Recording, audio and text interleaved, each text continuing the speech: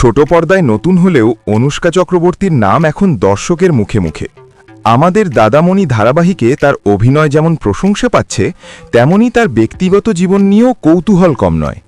পর্দায় প্রতীক সেনের সঙ্গে জুটি জনপ্রিয় হলেও বাস্তবে অনুষ্কার সম্পর্কে রয়েছেন অভিনেতা অনুভব কাঞ্জিলালের সঙ্গে। এই সত্য তারা কখনো গোপন রাখেননি। তবে ধারাবাহিকের কাজ মানেই টানা শুটিং, দিনের পর দিন ব্যস্ততা। দিনে প্রায় 14 ঘন্টা কাজের পর সম্পর্কের জন্য সময় বার করা কি আদৌ সম্ভব? এই প্রশ্নেই মুখ খুলেছেন অনুষ্কা। অভিনেত্রীর মতে সময় না থাকার অজুহাত তাদের নেই, বরং অল্প সময়কেই কিভাবে সুন্দর করে কাজে লাগানো যায় সেটাই তারা শিখে নিয়েছেন।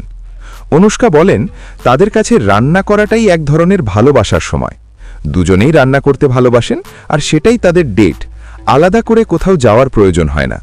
একসঙ্গে রান্না, কথা বলা আর দিনের ক্লান্তি ভাগ করে নেওয়াই তাদের সম্পর্কের সবচেয়ে বড় আনন্দ।